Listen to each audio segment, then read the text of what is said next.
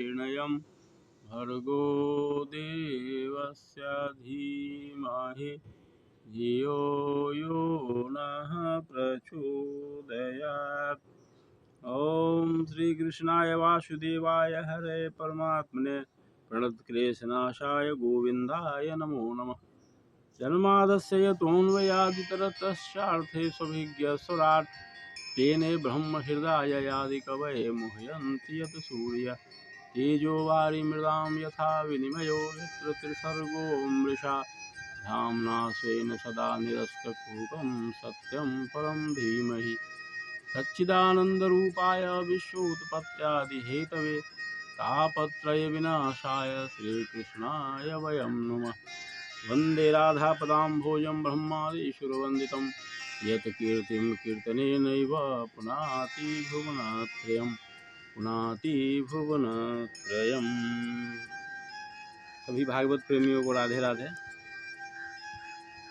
आइए आज पुनः आम्रपल्लवों के साय में बैठकर भागवत रस का पान करते हैं। और नवम स्कंद की कथा हम लोग सुन रहे हैं और श्रवण करते करते आज नवम स्कंद का समापन है। इसके बाद हम भगवान श्री कृष्ण की लीलाओं का श्रवण करेंगे, दसम स्कंद में प्रवेश करेंगे। भगवान कृष्ण की लीलाएं क्या हैं, क्यों हैं, इसके पीछे क्या तत्व ज्ञान है, इस सब की हम चर्चा करेंगे। केवल सस्ता मनोरंजन देने का मेरा उद्देश्य नहीं है, कुछ तत्व ज्ञान की चर्चा करेंगे। भगवान कृष्ण के बारे में बहुत सी बातें लोग हंसी मजाक में उड़ाते रहते हैं, लेकिन उसके पीछे क्या तत्व ज्ञान है, हम इसकी चर्चा करेंगे। दसम स्कंद अगली कड़ी से शुरू करने जा रहे हैं। जो अभी तक नहीं भागवत देखे हैं, भागवत का श्रवण किए हैं, वो इसका श्रवण अवश्य करेंगे, नहीं तो फिर बहती गंगा में हाथ धोने से चूक जाएंगे और फिर बाद में बहुत पश्चाताप होगा, क्योंकि हम बड़े ही सुलभ ढंग से इसको उपलब्ध करा रहे हैं। कई भाष्यों का अध्ययन करके, इसमें गर्गाचार्य जी का, परम पूज्य गुरुदेव का, श्रील प्रभुपाद जी का, गीता प्रेस के द्वारा जो मूल भाष्य है,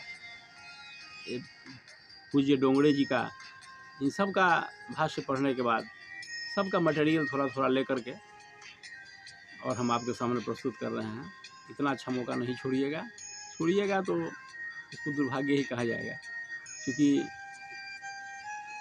ऐसा कहा जाता है कि जब कई जन्मों का पुण्य उदय होता है तब भागवत सुनने को मौका मिलता है।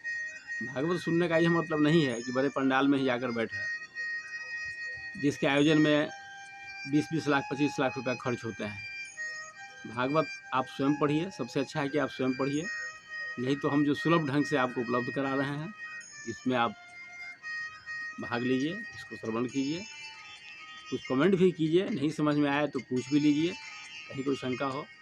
एक अच्छा अवसर हम प्रदान कर रहे हैं, तो ये सब परम पूज्य गुरुदेव की कृपा से ही संभव है। वैसे मेरा अपना बस एक छोटा सा प्रयास है, वह भी गुरुदेव की कृपा से ही है। और अगर किसी को अच्छा लगता है, ये अच्छा लग रहा है, तो ये परम पूज्य गुरुदेव की ही कृपा है, क्योंकि उनकी कृपा के बिना, उनके मार्गदर्शन के बिना, उनके प्रेरणा के बिना ये काम हमारे जैसे छोटे लोग नहीं कर सकते। मेरे जैसे अल्पबुद्धि लोग इस काम को अगर कर रहे हैं तो ये 16 आना 100% गुरुदेव की कृपा है। इस बात को हम खुद महसूस करते हैं, इसलिए हम बार बार कहते हैं कि आप सुनिए। रात में सोने के समय 6-7 मिनट समय देना कौन बड़ी बात है, छोटा छोटा सीरियल हम बना रहे हैं इसी कारण से। रात में सोने के समय आप सुन लीजिए, इसमें कोई हर्ज नहीं है, और अपने बच्चों को भी सुनाइए, देखिए कि क्या होता है, इसका परिणाम आप खुद महसूस करेंगे। तो आइए हम आगे चर्चा करते हैं कि वसुदेव जी के पिता का नाम सूरसेन था और माँ का नाम मारीसा था, और उनके वही वासुदेव जी जैसे उनको, वासुदेव जी 10 भाई थे, मतलब सूरसेन जी को माँ मारीसा के द्वारा 10 भाई हुए, 5 बहनें थी। कुंती एक थी उनमें, जिन्हें कुंती भोज ने गोद ले लिया था। उनका नाम, मूल नाम पृथा था। पृथा ने देवताओं से विद्या सीखी थी आवाहन करने की। उसके आगे का प्रसंग आता है देवकी जी के संबंध में, जो देवक के 7 कन्याओं में एक थी। इन्हीं देवकी के गर्भ से भगवान कृष्ण अवतरित हुए थे। तो भगवान कृष्ण या कोई भी भगवत सत्ता का जब अवतरण होता है तो पहले गर्भ की तलाश की जाती है, वातावरण की तलाश की जाती है। हर किसी के पुत्र कृष्ण भगवान नहीं बन सकते हैं। इसके पीछे बहुत लंबी कहानी है, आगे हम चर्चा करेंगे कि इन्होंने कितनी बड़ी तपस्या की थी और भगवान कृष्ण से इन्होंने वचन लिया था, तब ऐसा हुआ। इसकी चर्चा हम आगे करेंगे। तो इनके 8 पुत्र हुए थे देवकी जी को, कीर्तिमान, सुषेण, भद्रसेन, ऋजु, संवर्धन और भद्र, ये 6 थे जिन्हें कंस ने पटक कर मार दिया था। ये सब देवता थे, सामान्य नहीं थे।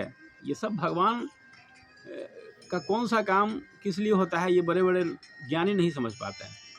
लौकिक तो यही है कि कंस ने पटक के मार दिया, लेकिन ये स्वयं देवता थे और देवकी का दूध पीकर इनका कल्याण हो गया, इसलिए ये सब पुत्र बने थे देवकी के। ये सब भगवान की लीला है जिसका कोई था नहीं है। एक मच्छर आसमान में कितना उड़ेगा, कितना उड़ सकता है आसमान में, आसमान का कोई था है।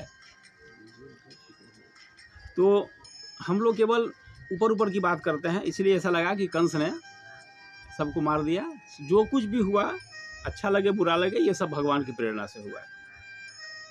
उसके बाद बलराम जी आए गर्भ में, इन्हें संकर्षण भी कहा जाता है। गर्भ में से इन्हें निकाल करके रोहिणी के गर्भ में स्थापित कर दिया गया था, इसलिए इनका एक नाम संकर्षण भी है।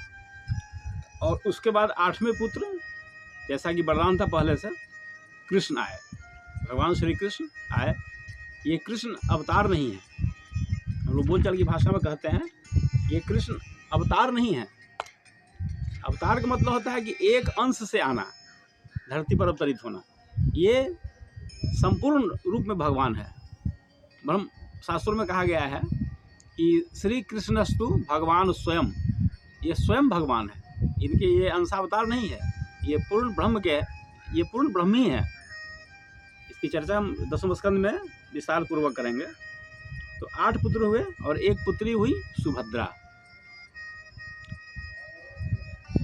अब यहाँ यही है कि हम लोग जैसा बनेंगे, अगर हम चाहते हैं कि हमारे घर भी एक अच्छी संतान हो, एक अच्छा संतान हो, पुत्र हो, पुत्री हो, कोई भी हो, तो वातावरण बनाना पड़ेगा। वासुदेव और देवकी की तरह अगर हम बनेंगे तो हमारे घर भी कृष्ण जैसे आएंगे, कृष्ण जैसे पुत्र आएंगे। अगर हम लोग लेकिन शर्त है कि पहले हमको वासुदेव के पथ पर 2 कदम चलना पड़ेगा, तब होगा। ऐसे नहीं हो जाता है। कौशल्या के गर्भ से भगवान श्री राम का जन्म ऐसा ही नहीं हो गया, वो उस स्तर की थी, इसलिए ऐसा हुआ। सब नहीं हो सकता है। अगर हम लोग भी अपना स्तर कुछ ऊंचा उठावे तो हमारे घर भी भगवान कृष्ण अगर ना आवे तो भगवान कृष्ण जैसा कोई जरूर आएगा, सुभद्रा की तरह कोई जरूर आएगी। इसलिए वातावरण बनाया जाता है, अपने आप को परिशोधित संशोधित किया जाता है, तब अगला पीढ़ी का निर्माण होता है। नहीं तो बस दुनिया में शिष्णोदर परायण लोग, प्रभुपाद जी कहते हैं कि 98% लोग शिष्णोदर परायण हैं, इन्हें जिंदगी का अर्थ ही मालूम नहीं है, बस ऐसे ही जी रहे हैं, मर नहीं रहे हैं इसलिए जी रहे हैं। अगर कोई पूछे कि क्यों जी रहे हो, तो मरने का मौका नहीं इसलिए जी रहे हैं। तो 98% लोग ऐसे ही होते हैं, शिष्णोदर परायण, इससे ज़्यादा नहीं। 2% ही लोग होते हैं जिन्हें समाज की, राष्ट्र की, धर्म की चिंता होती है। बाकी सब लोग बस पशु की तरह खाते पीते बच्चे पैदा करते हैं और सोते हैं, जगते हैं। आहार निद्रा भय मैथुनानी, ये 4 चीज़ पशु में भी होते हैं। अगर उतने ही तक हम सिमट गए तो फिर पशु में और हम में कोई फर्क नहीं हो जाता है। आज इतना ही, फिर हम अगले स्कंद में इसकी चर्चा करते हैं। आप सब स्वयं देखिए, दूसरों को भी दिखाइए प्रेरित करके। आज इतना ही। ओम शांति शांति शांति, सर्वारिष्ट सुशांतिर्भवतु। बोलिए भागवत भगवान की जय।